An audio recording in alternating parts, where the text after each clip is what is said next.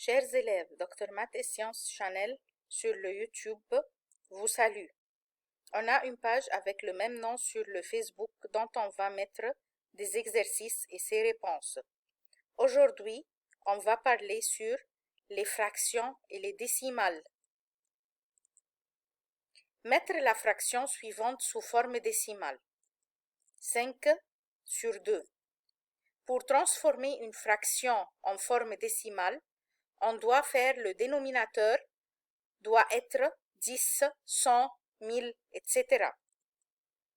Pour que le 2 soit 10, on va la multiplier par 5. Donc, on va multiplier toute la fraction par 5. Donc, c'est 5/2 va être multiplié fois 5 et le dénominateur fois 5. Donc, 5 fois 5, c'est 25. Le 2 fois 5, c'est 10. Pour faire la fraction en décimale, on va voir combien de zéros on a au dénominateur. On va écrire le 25. On a un seul zéro, donc on va compter du droite un nombre et on va mettre la virgule. Donc, on a la forme décimale, ça va être 2,5. Donc, 5/2 va être 2,5 en forme décimale. Autre exemple, 55/50.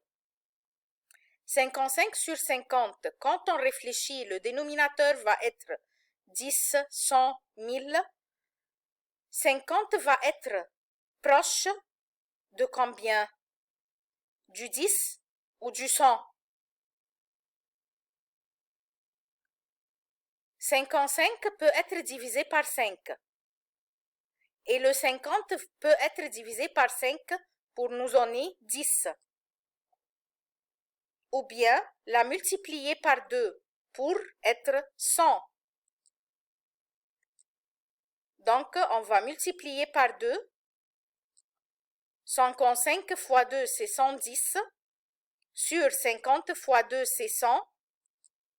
Donc, on a le 110 et on va compter dans le dénominateur de 0. Donc, on va compter du droite un nombre, deuxième nombre, et on va mettre la virgule. Donc, notre nombre décimal va être 1,1 ou bien 1,10. Autre exemple, 36/30. Le 30 va être 10. Comment? 36 peut être divisé par 3. Le 30 va être divisé aussi par 3. Donc, 30 divisé par 3, c'est 10. 36 divisé par 3 nous donne 12. Donc, notre fraction, c'est 12/10. On va écrire le 12. On va compter au dénominateur le nombre de zéros. C'est un seul zéro. Donc, on va entrer un seul chiffre du droite et on va mettre la virgule. Donc, notre fraction, c'est 36/30, va nous donner en forme décimale 1,2. Autre exemple, 8/3/25. On va maintenant négliger le 8. Le 25 va être approché au 100. 25 fois combien nous donne 100? 25 fois 4. Donc, on va multiplier toute la fraction par 4. Le 3 fois 4, 25 aussi fois 4. Donc, le 8 comme elle est. Le 3 fois 4, c'est 12 sur 25 fois 4 qui est 100.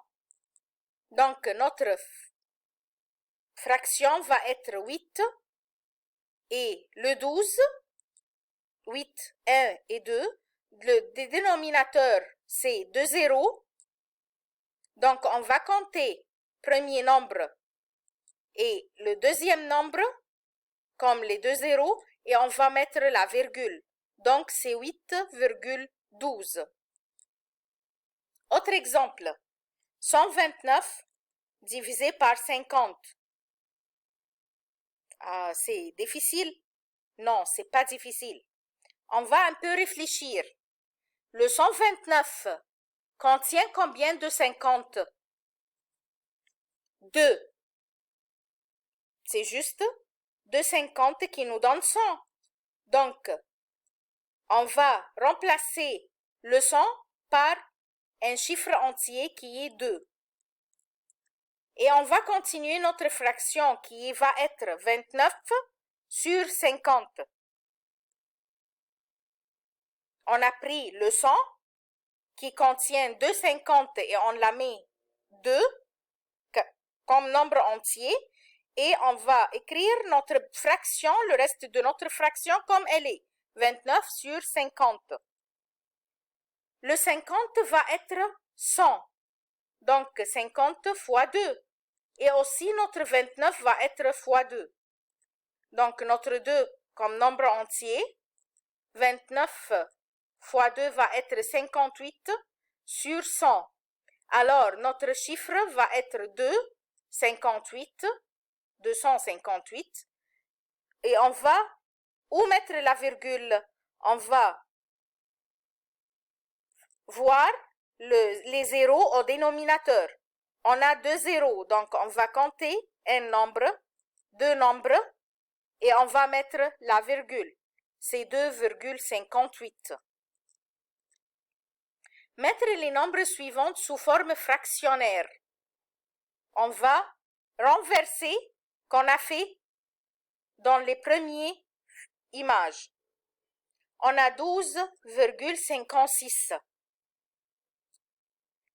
Comment on va le faire en forme fractionnaire? On dit quand on met la virgule, on compte les zéros au dénominateur. Aussi, ici, on va compter les chiffres après la virgule.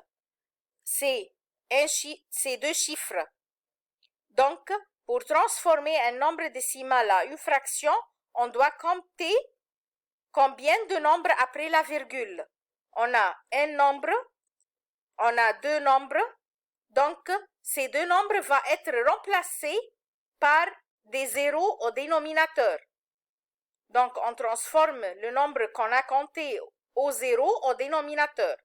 Donc, ça va être 12,56. Un nombre, 2 nombres, va être un 0 au dénominateur, deuxième 0 au dénominateur, et on va mettre aussi 1, donc c'est 100 au dénominateur, et notre nombre au nominateur, c'est 1256. 1256. Ça va être 12, ou bien va être 12, 56 sur 100. Va être 12, c'est le nombre avant la virgule, qu'un nombre entier, comme nombre entier, et le 56 qui sont après la virgule va être 56 sur 100 comme nombre fractionnaire. Donc, notre fraction va être 12, 56 sur 100. Merci à tous. Si vous aimez ce vidéo, n'oubliez pas de faire like, invitez vos camarades et subscribe ou abonnez au channel pour avoir tout ce qui est nouveau. Merci et à bientôt.